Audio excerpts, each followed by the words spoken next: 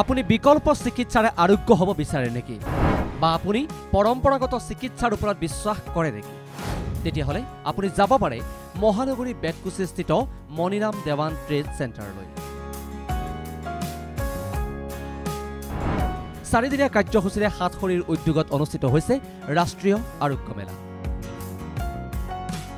বৰ্তমান সময়ত বহু লোকে আধুনিক চিকিৎসাৰ বিপৰীতে পৰম্পৰাগত বা বিকল্প চিকিৎসা ব্যৱস্থাৰ ওপৰত অধিক গুৰুত্ব আৰোপ কৰে, কাৰণ আধুনিক চিকিৎসাত থাকে বহু পাৰ্শ্বক্ৰিয়া, কিন্তু পৰম্পৰাগত বনৌষধিৰে আৰোগ্য হ'ব পৰা যায় বহু জটিল ৰোগতো। ভাৰতত দীৰ্ঘকাল ধৰি পৰম্পৰাগত চিকিৎসাত ব্যৱহৃত হৈ আহিছে বনৌষধি বা বনদৰৱ।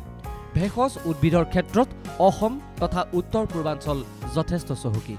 ইয়াৰ আলম লৈ গুৱাহাটীৰ মণিৰাম দেৱান ট্ৰেড চেণ্টাৰত আয়োজিত হৈছে ৰাষ্ট্ৰীয় আৰোগ্য মেলা।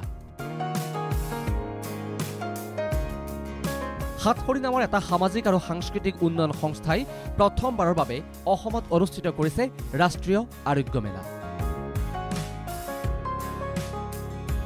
উত্তৰ পূৰ্বৰ লগতে দেশৰ ভিন্ন প্ৰান্তৰ পৰম্পৰাগত ৰোগ নিৰাময়কাৰীৰ অংশগ্ৰহণ। বিভিন্ন ধৰণৰ বনদৰৱ উপলব্ধ হৈছে এই আৰোগ্য মেলাত। বহু দুৰাৰোগ্য ৰোগৰ বিধান দিছে পৰম্পৰাগত ৰোগ নিৰাময়কাৰীসকলে। আজি আমাৰ ৫ম দিন, কিন্তু ভালেই চলিছে। এতিয়া আমি সঁহাৰি ভাল পাইছোঁ। ইয়াতে আমি যিটো মতে আশা কৰিছিলোঁ যে ইমানখিনি আহিবনে, কিন্তু আহি পাইছে। আমাৰ ভাৰতৰ বাহিৰৰ প্ৰদেশৰ পৰা আমাৰ এতিয়া 23খন আহি পাইছে, আৰু অসমৰো আজি 24জন হিলাৰে ইয়াত অংশগ্ৰহণ কৰিছে। আৰু তেখেতসকলৰ যিখিনি বনৌষধি আমি পাইছোঁ, যিখিনি আমি জ্ঞান জানিছোঁ, তাৰ পৰা যে নতুন প্ৰজন্ম উপকৃত হ'ব এয়া নিঃসন্দেহ। কেন্দ্ৰীয় চৰকাৰৰ আয়ুষ মন্ত্ৰালয়ৰ সহযোগত প্ৰয়াত প্ৰধানমন্ত্ৰী অটল বিহাৰী বাজপেয়ীৰ সোঁৱৰণত আয়োজিত হৈছে এই মেলা। প্ৰথমবাৰলৈ আয়োজিত আৰোগ্য মেলাত অংশ লৈ উৎফুল্লিত বিভিন্ন প্ৰান্তৰ পৰা অহা বনৌষধিৰ লগত জড়িত ব্যক্তি তথা প্ৰতিষ্ঠানসমূহ। আমাৰ বডিত বিভিন্ন টাইপ মেডিচিন, তো মেডিচিন আমাৰ বডিতে আছে। আমি বডিৰ পৰা আমি আৰোগ্য কৰিব পাৰোঁ। তো আমাৰ এতিয়া কনফিডেন্স লেভেলটো নাই। আমি যিটো কনফিডেন্স আনিটো আমাৰ যি মেডিচিন হওক, এণ্টিচেপ্টিক এণ্টিবায়টিক মেডিচিন আমাৰ বডিতে আছে। তো মোৰ তাত কোনো এটা মেজিক নাই। মোৰ তাত এটা তেল আছে, সেইটো হ'ল তেল মোৰ। এই তেলটো দি কেনে যিবোৰ বেমাৰ আছে, ইয়াত যিকেইটা লিখিছোঁ, সেইকেইটা পেচেণ্ট মই ভাল কৰিব পাৰিছোঁ উইদাউট মেডিচিনছ, অনলি অকল তেলে দি কেনে। কোনো ধৰণৰ মই ঔষধ ব্যৱহাৰ নকৰোঁ। মই নিজে নাখাওঁ, কোনো ঔষধ ব্যৱহাৰ নকৰোঁ। ঔষধ ব্যৱহাৰ নোহোৱাকৈ যিবোৰ পেচেণ্ট দেখিছে, সেইবোৰ পেচেণ্ট ভাল কৰিছোঁ। মই ধেমাজিৰ পৰা আহিছোঁ, আৰু এইটো লোকৌষধি চিকিৎসা কৰিছোঁ, আৰু এইটো নৰ্থ ইষ্ট খ্ৰীষ্টান ইউনিভাৰ্চিটিৰ পৰা এই আজি 4 মাহ হৈছে চাৰ্টিফিকেট লাভ কৰিছোঁ। মই অৰুণাচলৰ পৰা আহি আছোঁ। মোৰ নাম চৌলিখাম পমো।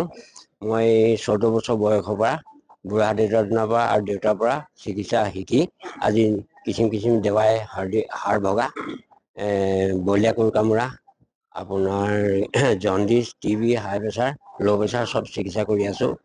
গতিকে এইখিনি আমাৰ খামতি বা টাই মানুহে গুপ্ত কৰি ৰাখিছে। কোনো ডক্তৰে নাজানে, কোনো কবিৰাজ নাজানে। মই 14 বছৰ বয়সৰ পৰা কৰিও এই ছাৰহঁতৰ গুৰুকুলৰ লগত আমি সহযোগ কৰি পিনি এইখিনি বস্তুটো যি জাতিয়ে জানে, মানে গোটেইখন উলিয়াই পিনি এই সুস্বাস্থ্য বনাবৰ কাৰণে আমি সাজু হৈ আহি আছোঁ, চেষ্টা কৰি আছোঁ।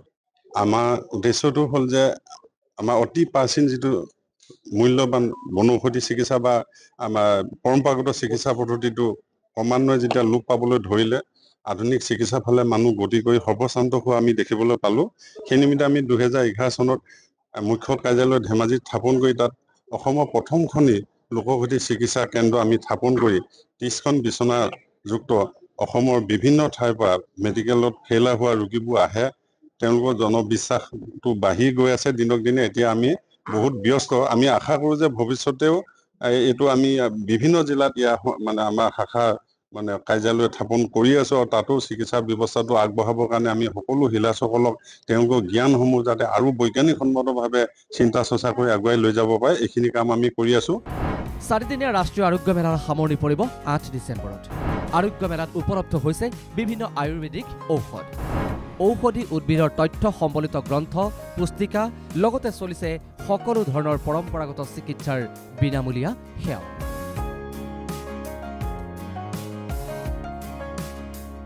প্ৰথমবাৰৰ বাবে আয়োজিত এই মেলাই ইতিমধ্যে লাভ কৰিছে ব্যাপক সঁহাৰি।